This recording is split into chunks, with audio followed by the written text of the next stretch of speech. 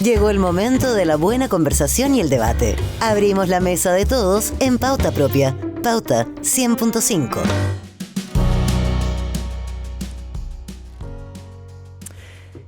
El Ministerio del Trabajo, así como todo el resto de las carteras del gobierno del presidente Gabriel Boric, llega al final del gobierno como una de aquellas donde se concentraron buena parte de las decisiones más estructurales del periodo.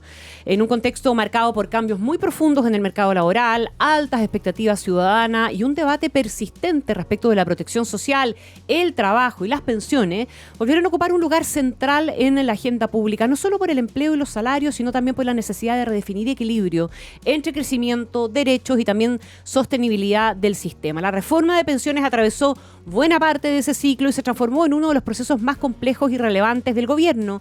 Su discusión, su negociación y su cierre reflejaron las dificultades de impulsar cambios de largo plazo en un escenario político fragmentado y con fuertes tensiones entre actores sociales, empresariales y, por cierto, parlamentarios. Y en ese proceso el Ministerio del Trabajo operó como un espacio clave de articulación técnica y también política.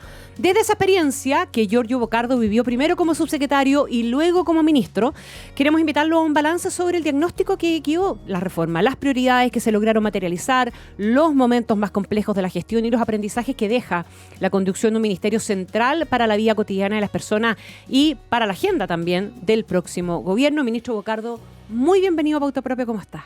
Hola, muy bien, ¿cómo estás, Connie? Muy bien, muy contenta de tener esta conversación desde la perspectiva en que la hemos tenido con todos los ministros, en esta lógica de balance, pasada de cuenta. Alguien puede decir cómo me están pasando la cuenta. No, es una mirada con un poquitito de sentido retrospectivo, pero también de proyección, porque quedan instalados desafíos y difícilmente alguien como un ministro que sale no tiene claro en el fondo cuáles quedan como desafíos pendientes.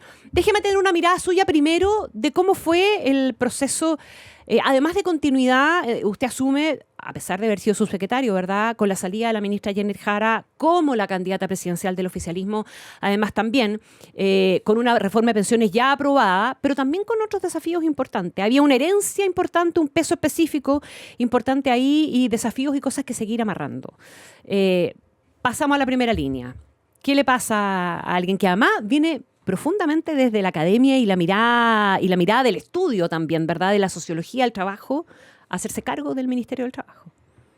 Bueno, yo creo que debe ser uno de los desafíos más bonitos que te toca afrontar, no solamente por haber tenido toda una trayectoria como investigador del trabajo, habiendo trabajado con muchas organizaciones sindicales, habiendo sido también dirigente estudiantil en su momento. Entonces, presidente de la FECH. Así es. Otro más. Sí, otro más. Me tocó además hacer mesa con el ministro Grau antes de ser presidente de la FECH. Sí, muy desafiante, primero porque, como tú bien dices, veníamos con una agenda muy fuerte en materia laboral, con muchos logros muy relevantes, algunos que me tocó participar en primera línea, y de haber puesto, yo creo, el trabajo en valor. Yo creo que uno de los temas más importantes, más allá de cada una de las reformas en particular, fue haber puesto que el trabajo vale. Y eso abrió una conversación en el país de salarios, de jornadas, de compatibilizar trabajo con tiempo libre, de pensiones, de leyes. A mí nos pasaba mucho cuando estábamos en las reformas en la radio explicando, te das cuenta del enorme desconocimiento que había del código laboral, tanto de trabajadores como empleadores. Entonces fue un desafío bien importante, primero como subsecretario. Pero evidentemente cuando tú asumes el liderazgo de una cartera que además había sido tan exitosa como fue la gestión de la ex ministra Jara, aumenta la exposición, aumenta la responsabilidad. Tú ya también asumes no solamente como un liderazgo técnico, sino también como un liderazgo político. En mi caso particular, siendo también un militante muy activo del Frente Amplio. Entonces, efectivamente es una tremenda oportunidad, pero también mucha mayor responsabilidad. Y habiendo además colaborado con diagnósticos anteriores a su llegada al gobierno que eran bastante categóricos, ministro Bocardo. Usted participó en este libro, ¿verdad?, de los 30 años de la política neoliberal en Chile, tenía una visión respecto de la precarización del trabajo, del tremendo impacto que ese modelo neoliberal que ustedes venían a destruir había generado, y sin embargo terminaron de alguna manera Yo soy de la que piensa que el neoliberalismo dejó de existir en Chile tal y como se fue concebido en su momento hace mucho rato, digamos, pero había una insistencia en que todavía teníamos una herencia y que los 30 años habían administrado ese modelo neoliberal y que ustedes venían a superarlo.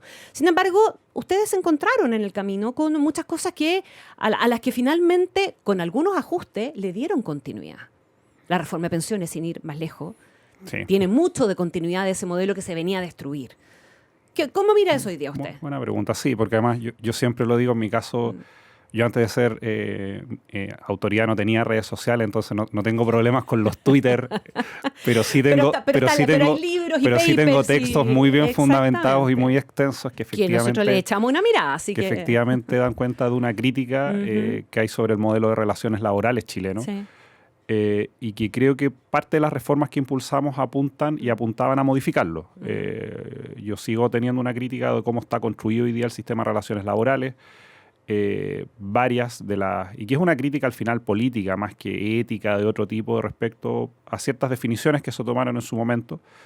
Yo haciendo también un balance, creo, por ejemplo, que con el segundo gobierno de la presidenta Bachelet pusimos mucho más énfasis en ciertos aspectos más neoliberales del gobierno versus todos los que implicaban que ya se estaba generando un ciclo de cambios que quizás debiéramos haber apoyado en su momento con mayor decisión. Yo, por ejemplo, en ese gobierno tengo un balance autocrítico respecto quizás a dónde pusimos los énfasis de la discusión, a diferencia, por ejemplo, del gobierno de Lagos, que sigo manteniendo buena parte de mis críticas respecto a cómo se afrontaron ciertas reformas estructurales. Pero, y tomando el caso de la reforma de pensiones, que yo creo que es el ejemplo más paradigmático, yo, por ejemplo, en lo personal tuve dudas sobre si finalmente había que impulsar ese acuerdo final, porque era una reforma que tenía elementos que a mí me parecían muy progresivos, como era el alza de las pensiones inmediatamente a los actuales pensionados. Creo que valía mucho la pena avanzar en un seguro social, que sí era un cambio de paradigma dentro del modelo de pensiones. Creo que valía mucho la pena que por primera vez se incorporara una cotización de los empleadores, que era algo que no ocurría en Chile, y un aporte muy sustantivo. Pero sí creo donde no teníamos las mayorías, los votos y las capacidades era de haber al menos separado la industria y haber podido avanzar en un sistema donde los actores del mundo privado tuvieran otros roles. Efectivamente del no más AFP. Lo que no es lo mismo que terminar con las AFP. Desde el no más AFP a cómo tú vas construyendo una reforma, efectivamente creo que hay luces. Yo creo que también dentro... O sea, digamos que este es un sistema que opera dentro de la estructura institucional actual y en ese sentido hay una continuidad. Sí y no. Pero basta con el sí, porque la idea era eliminarlo, ¿o no? Yo creo que hay, y creo que esto es un aprendizaje también para nuestro sector. O sea, una cosa es cuando tú tienes mucha claridad respecto a lo que no quieres, y otra cosa es cómo vas construyendo en la práctica de política pública y con las mayorías políticas y sociales que existen, claro. Lo que puedes. Y aquí creo que hay dos datos bien relevantes respecto a que sí creo que hicimos un cambio en la estructura del sistema, más allá que hay elementos de continuidad. Uno, que no había mayorías políticas, y eso es algo quizás muy evidente, pero algo que yo creo que nos debe llevar a una reflexión mayor, que en algún momento entre el debate de no más FP y con mi plata no, también se fueron construyendo ciertas mayorías sociales que hacían difícil vehiculizar una reforma en los diseños originales que nosotros teníamos pensado. Y creo que eso evidentemente desde el la paradoja de los retiros, digamos, que le dieron a la gente conciencia de que su plata sí existía y que era de ellos. Y creo que eso nos lleva también a una reflexión más de la profundidad del modelo en términos más culturales respecto a cómo había calado en la sociedad, más allá que tú pudieras pensar si esos montos eran suficientes para una pensión o no, si con esa pensión a final de cuentas no llevabas a fin de mes. Y creo que esa reflexión, a propósito de lo que tú señalabas, yo diría más que destruir el neoliberalismo, que es una palabra que al menos yo creo no haber ocupado en ninguno de mis textos. No la he leído textual, no. Sí creo que había que avanzar en superarlo, tanto por un tema de que creo que a nivel global el neoliberalismo como modelo está agotado, y creo que los últimos años son muy reflejo de eso, pero también porque creo es fundamental que Chile todavía reabra la discusión no solamente de reducción de la pobreza, sino que volver a abordar el tema de la desigualdad. Y creo que el modelo neoliberal en eso produjo desigualdades muy significativas de las cuales todavía como sociedad nos tenemos que hacer cargo, y parte, creo yo, de los basamentos de lo que fue el estallido social, pero también de lo exitoso que fue la agenda laboral, tiene que ver un poco con haber abordado desde lo laboral estas desigualdades que se expresan en el mundo del trabajo. Ministro, ley de 40 horas, ley Karin, el aumento del salario mínimo, hay una serie de cosas que están en el catastro, ¿verdad?, de las reformas aprobadas que ustedes consideran también de tono bastante estructural y cambios que son significativos y que buscan dar respuesta de alguna manera a temas que, y eso se lo he leído a ustedes, quedaron instalados después del estallido como parte importante de las demandas ciudadanas y sociales. Pero igual hay sectores que las miran con una cierta crítica, que la gradualidad significa legalizar la precariedad, que finalmente no se hizo las cosas como que terminaron subsumidos por el modelo, etcétera, etcétera. ¿Qué le responde a usted a esos sectores que todavía miran? Esa es una crítica, porque está la crítica del otro lado, ¿verdad? Que nos pasamos 3 pueblos y que subimos los costos laborales. Pero primero le quiero preguntar por esa, por la que viene probablemente más desde la izquierda, de más a la izquierda. Y que puede ser vista un poquitito como una traición, aunque no haya sido declarada en esa dimensión. Bueno, primero creo que más allá de cada una de las reformas, creo que hay un elemento que es central, que cuando tú impulsas ciertas políticas laborales, también puedes discutir sobre redistribución. Salarios, jornadas y pensiones, en última instancia, no son solamente mejoras palpables en la vida de las personas, sino que también tú logras redistribuir por una vía distinta a la de reformas tributarias, la riqueza que produce el país. Salarios más altos, jornadas más cortas con los mismos salarios, o bien que tu ingreso postlaboral sea más significativo. Y que eso tenga un horizonte normativo de superar las líneas de la pobreza cuando estás trabajando y cuando te pensionas, creo que debería ser parte del acervo de cualquier proyecto de centro-izquierda, progresista, de izquierda, y creo que haberlo retomado tiene un valor. Y lo segundo, que es que yo tengo la impresión que a veces algunos sectores de la izquierda, que además que conozco muy bien, no saben ganar muchas veces. ¿En qué sentido?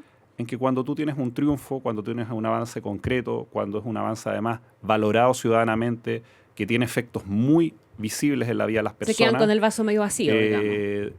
Se quedan más bien con el vaso medio vacío, pero además donde, creo, por ejemplo, en 40 horas, los avances son muy significativos. Y entender muchas veces que en una negociación tú tienes que redefinir tu modelo inicial de diseño, finalmente hace que esas posiciones sean muy poco políticas, porque no son viabilizables en las condiciones que tú tienes. Entonces, yo al menos en las reformas que impulsamos creo que las ganancias son significativamente mayores que potenciales elementos que no se lograron resolver, pero no creo que en las reformas laborales haya habido retroceso. Yo siempre lo decía en este ejemplo, vamos por las 40 horas, pero si finalmente en la negociación hubiéramos llegado a las 42, nadie podría decir que no avanzamos. Y muchas veces en ese horizonte medio de avance y tu horizonte más estratégico de objetivo a largo plazo, creo que muchas veces se confunde lo que uno materialmente puede lograr en 4 años, con todas las complejidades que tuvieron estos últimos 4 años, varios procesos electorales, minorías parlamentarias, y que a pesar de ello tú hayas logrado avanzar. Entonces a veces yo siento que hay sectores que hubieran preferido que no hubiéramos avanzado para decir, ven, los otros actores nunca quisieron avanzar, y cuando tú tienes de repente un triunfo material, como que no saben celebrar. Y eso pone sobre la mesa o de manifiesto también la importancia y la mayor comprensión del rol que juegan las empresas, y de que aquí la idea de que los empleadores son todos unos abusadores no opera tampoco en la práctica. O sea, que los acuerdos son posibles, que el diálogo entre los trabajadores y las empresas funciona, y que las empresas tienen también, o sea, necesitan del espacio para hacer ver que eventualmente hay medidas que les afectan, y si les afectan, se terminan, y si se terminan, no hay empleo, ¿o no? Mira, otro de los debates que dimos durante todos estos 4 años tenía que ver, y yo fui muy defensor que trabajo estuviera muy alineado con economía y hacienda, porque siempre he creído que trabajo es un ministerio clave en el desarrollo económico y productivo del país. Sí. Nosotros lo que hemos planteado programáticamente es que nos gustaría tener más proyección en materia de políticas industriales, de tener una matriz económica más diversificada, que no dependamos única y exclusivamente de la exportación de materias primas, y por lo tanto, más allá de esta discusión de que si éramos anticrecimientos o no, que yo al menos no es algo que haya planteado, sí nos parecía que este país tiene que, por un lado, profundizar su matriz productiva y por otro, eso tiene que ir acompañado de condiciones laborales que finalmente hagan que lo laboral no signifique tu margen de utilidad. O sea, si tus condiciones laborales de una empresa finalmente son los que explican tu utilidad, evidentemente ese sector productivo tiene un problema. Entonces, en ese marco, y eso creo que tanto cuando el ministro Grau era ministro de Economía como de Hacienda, siempre lo tratamos de instalar como un sello. Y es en ese diseño donde al menos mi experiencia práctica, no teniendo un conocimiento previo del mundo empresarial chileno, sí habiendo tenido una visión crítica respecto a incluso cómo ellos se plantean en términos del modelo de desarrollo. Un poco yo lo que siempre he señalado, que a veces en algunos sectores encuentro que hay poca ambición de ir más allá del horizonte de corto plazo y de aprovechar esos ciclos productivos cortitos, si el cobre está en 6, en 5, bueno, y creo que a veces ahí nos falta un sector. ¿Qué aprendió usted de los empresarios, de la relación con el mundo empresarial? La primera, que primero el país en términos productivos empresariales es muy diverso. Es mucho más que el cobre, digamos. Es bien distinto cuando tú a veces hablas con los dirigentes gremiales que cuando tú estás conversando abiertamente con gerentes, con gente que está en la operación misma. Y hay muchas discusiones que a veces son muy operativas, muy prácticas. En 40 horas nos pasó, porque en 40 horas todos se quedan con la idea de que bajamos las 40 horas, pero hicimos más de 19 reformas de jornada en todos los sectores productivos. Y ahí la discusión era muy técnica. No tenía que ver con problemas más de orden tan ideológico, sino que a veces muchas de estas discusiones son prácticas. Claro. Y cuando tú pones a trabajadores y empleadores a acordar, es impresionante lo que se logra. Y nos pasó, por ejemplo, en la minería, donde trabajadores y empleadores llegaron con un acuerdo distinto al gobierno. Y nosotros en ese momento, con la que en ese entonces ministra Jara, dijimos, miren, no nos gusta tanto la propuesta que nos trajeron, pero para nosotros era tan importante validar el acuerdo empleadores-trabajadores que dijimos, vamos con esa propuesta. ¿Pero usted creía en el común acuerdo entre empleadores y trabajadores antes? No mucho. Es que en la práctica no hay tantas experiencias en los últimos 35 años de grandes acuerdos. No, pero a partir de lo que usted vio ahora, es posible. Sí creía que era necesario. Y esa fue mi predisposición inicial y por eso invertí mucho tiempo de mi primer año de gestión en reuniones, en conocerlos, en transmitir cuáles eran nuestras preocupaciones, en lo que éramos críticos, en lo que estábamos disponibles. Es que lo que sí creo que con un buen diálogo social tú puedes entroncar lo productivo y lo laboral. Cuando eso dialoga bien, creo que el valor que tienen los acuerdos con el mundo laboral y empresarial, y por eso, por ejemplo, a mí no me gusta tanto la palabra colaboración público-privado. ¿Por qué? Porque siempre en lo privado... Al ministro de Economía y Hacienda actual de fascina. Pero te quiero explicarlo por qué. Porque uno presupone que siempre el diálogo es entre el Estado, entre el gobierno y los empresarios. Ajá. Y nunca se incorpora en el privado a los sindicatos.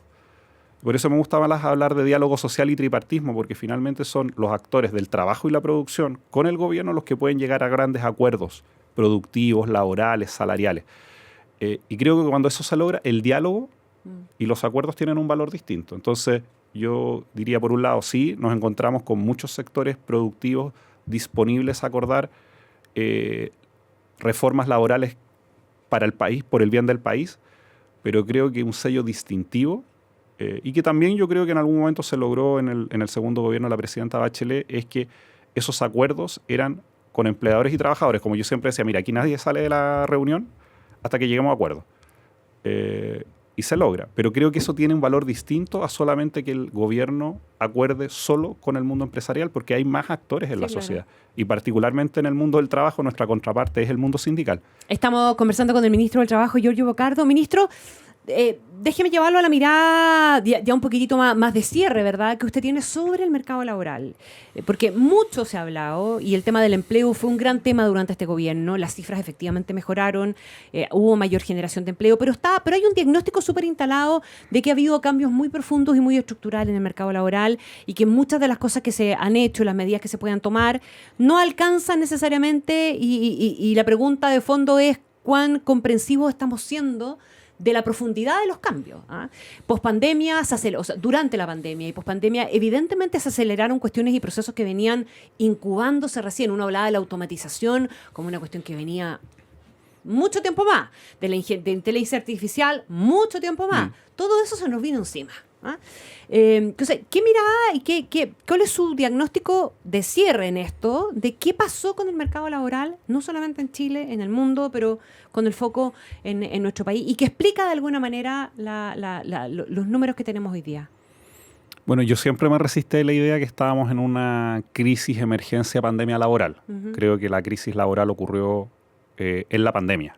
Y cuando le empezamos a llamar a todo crisis, como que después la palabra crisis como que no dice mucho, la verdad. Claro. O sea, a Piñera, el presidente Piñera le tocó enfrentar una crisis. La salida de la pandemia para nosotros fue una crisis, pero después si a todo le empezamos a llamar crisis, creo que es difícil después distinguir qué es crisis y qué es no.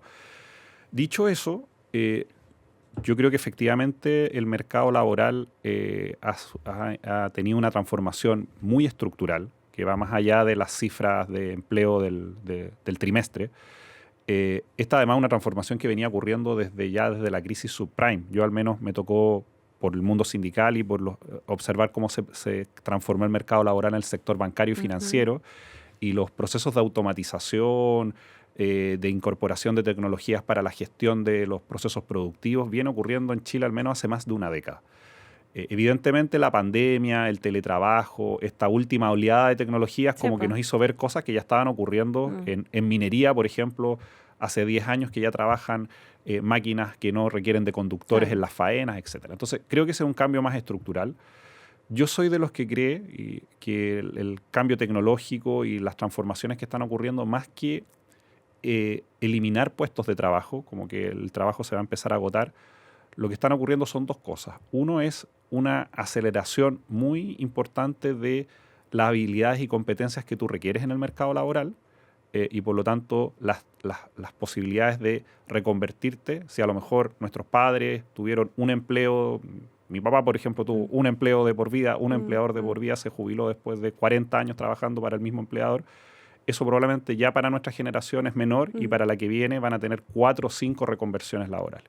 Entonces hay un tema de velocidad del cambio que implica que esto no es solamente ajustar las universidades, las mallas curriculares. Eso le iba a decir, porque eso no está conversando mucho con lo que está pasando a nivel de la educación superior en general, digamos. Pero el principal problema, más que por el lado de las calificaciones que tienen los trabajadores, es que el país y la matriz productiva tampoco está produciendo tantos empleos que requieren de habilidades complejas. Entonces aquí hay un problema también de tecnología, pero de matriz productiva, que incluso podríamos tener cientos de miles de programadores e igual no existirían esos puestos de trabajo en el mercado laboral chileno. Entonces hay un problema por el lado de las competencias y por otro lado de lo que produce el país y de los empleos que requieren. Esto que se ha hablado hoy día muy en boga del subempleo profesional. Sí. Ya. Y el segundo elemento que creo que es relevante y porque esto es muy importante para la política, porque cuando se producen estas reconversiones muy aceleradas hay mucha gente que queda obsoleta en términos de sus habilidades, que afuera del mercado laboral no puede entrar, se informaliza, pierde salario.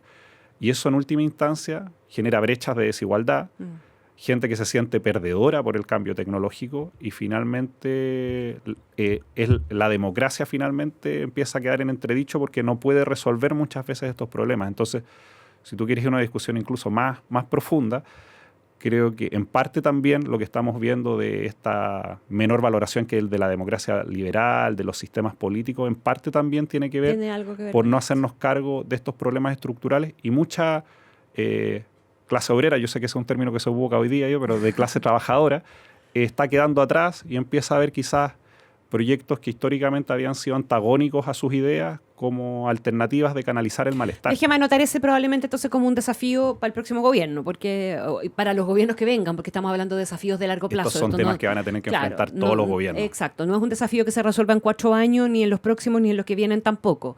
No nos queda mucho tiempo, ministro, me gustaría avanzar en algunas cositas que creo que son importantes. Parte importante de la recuperación laboral ha tenido al Estado como motor principal en la generación de ese empleo. Y el sector privado formal ha tenido también algunos retrocesos y desde el mundo privado y desde parte de la academia acusan que eso tiene que ver con los costos de las nuevas reformas. ¿Qué explicación tiene usted? ¿Qué mirada tiene usted de eso?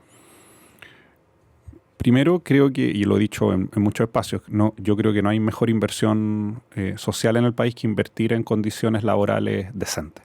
una base de la cohesión. Claro, pero antes hay que tener trabajo, digamos, antes de eso. No, antes hay que tener un país cohesionado y ordenado. Y cuando el tipo de malestar asociado a salarios, pensiones, pagos en salud es muy grande, muchas veces también terminan produciéndose estallidos sociales, y lo que terminó ocurriendo en octubre del 19 es una ruptura del pacto social finalmente. Entonces, reconstruir eso es condición previa a que la economía funcione, a que tengamos más posibilidades de inversión. Entonces, también hay que ver que estas reformas laborales no eran solamente para entregar más pero para mí dignidad. eso asume que la gente tiene que tener trabajo primero para poder beneficiarse de esos cambios. Pero también el trabajo te tiene que permitir llegar a fin de mes. Y ese es un elemento que creo que nosotros pusimos sobre la mesa. Ahora, dicho eso, primero, no es efectivo que el mercado laboral se recuperó a partir de empleos públicos. Eso no solamente lo decimos nosotros, que puede ser menos creíble para un sector del país, lo ha dicho Matías Acevedo, que fue director de presupuesto. Director de presupuesto. De los casi 700.000 puestos que llevamos creados durante este gobierno, que no es poco para la condición en la que asumimos, no más de 120.000 en todo en lo público. Estamos hablando de municipios, hospitales, colegios y además Estado Central. Claro, la gente asocia esto al aparato al como gobierno. Los ministerios, por decirlo así, los ministerios. Muchos municipios, efectivamente. Municipios, hospitales, local. Fuerza Pública, Carabineros, Gendarmería, etcétera. No son más de 120.000 en total. Entonces, la gran mayoría de los empleos creados en este gobierno, primero, son del sector privado, son asalariados y son formales.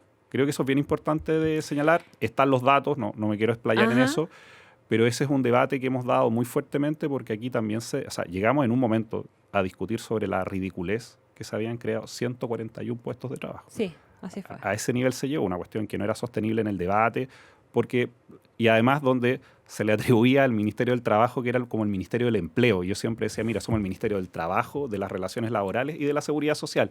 Y se suponía que el Ministerio del Trabajo una oficina de empleo, tenía que crear los empleos. Tenemos herramientas para ayudar a eso. Claro, pero porque hay decisiones que colaboran o que obstaculizan. Obras públicas tiene más que decir, vivienda tiene que más que decir, ministro, economía. Este es un gobierno que tenía un sello de mujer importante, ¿verdad? Sin embargo, y había identificado muchas barreras estructurales o barreras de inicio, de acceso, etcétera, o de permanencia en el mercado laboral para las mujeres, súper identificadas, diagnosticadas desde la academia, desde la política, etcétera, pero que no han logrado ser necesariamente superadas. Hoy día el desempleo, de desocupación femenina es de las más altas que hemos tenido en mucho tiempo, más del 9%, con una brecha de participación grandísima también respecto de los hombres, más de 20 puntos, entiendo, es la brecha. ¿Por qué? ¿Por qué cree usted que esas barreras no han logrado ser subsanadas o superadas? Primero, aspectos positivos. Creo que haber incorporado de manera muy vehemente la perspectiva de género, una perspectiva más muy material, no identitaria, como también se trató de instalar, en el Código del Trabajo ha significado avances bien importantes. Por ejemplo, en la ley de 40 horas hay medidas de conciliación, vida familiar y laboral. Se empezó a hablar de conciliación, algo que no se hablaba mucho en este país, y menos que ingresar al Código del Trabajo. Hay una ley de conciliación, hay una ley sana que incorporó más causales en caso que los niños estén enfermos. Está la ley también la ley Carín. O sea, se introdujeron leyes que no entraban porque el Código del Trabajo es un Código del Trabajo que estaba muy pensado para un hombre obrero, asalariado, industrial, y que los problemas del cuidado, de la crianza, se resolvían en la casa a través de la responsabilidad que tienen culturalmente asignada a las mujeres. Creo que hay un cambio en la conversación, en la corresponsabilidad, que han significado avances importantes. Ahora, dicho eso, hay otras barreras que son estructurales. Uno se queda mucho en la tasa de desocupación, que ya está por el 8 punto y tanto % en el caso de las mujeres, que sigue siendo alta. Que es del más de 1 millón de mujeres que no sale a buscar trabajo, es decir, ni siquiera están las cifras de desocupación por responsabilidades de cuidado.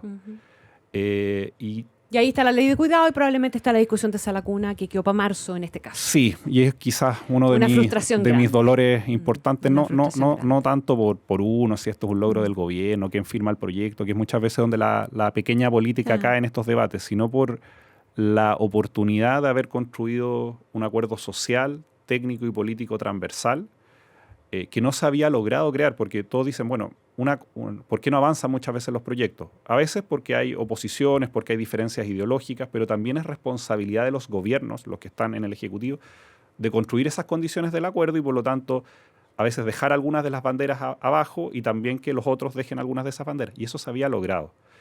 El impacto que tiene esto es conocido y yo le diría a cualquier gobierno que este debiera ser también uno de sus principales objetivos en el corto plazo. Nos han preguntado, a lo mejor lo deberíamos haber ingresado antes. Sí, pero estábamos en la reforma de pensiones que también ocupó un tiempo legislativo muy, muy, muy significativo. Pero yo para terminar en este punto 2 cosas. Creo que sí hubieron avances y creo que fue importante que conversáramos a hablar de conciliación, de corresponsabilidad, de empezar a discutir que efectivamente esto no era un problema de la puerta de la empresa para afuera, sino que era un problema de la puerta de la empresa para adentro, que los empresarios tienen una responsabilidad, que hay buenas razones económicas también para que haya más participación laboral de las mujeres por razones de autonomía económica, entre otras, pero también a veces también priman visiones que en estos temas tienden a ser más conservadoras. Ministro Giorgio Bocardo, voló el tiempo. Casi nos apagan la luz. Estamos al borde de que nos apaguen la luz. Poniendo la música ya. Le quiero dar las gracias por haber venido a conversar con nosotros a Pauta Propia. No. Mucha suerte en el cierre de todo esto. Muchas gracias a ti. Muy bien. Cerramos nosotros esta mesa de todos en Pauta Propia. Quédense en sintonía de Pautas. Ya viene Cristian Barken. Chao, chao.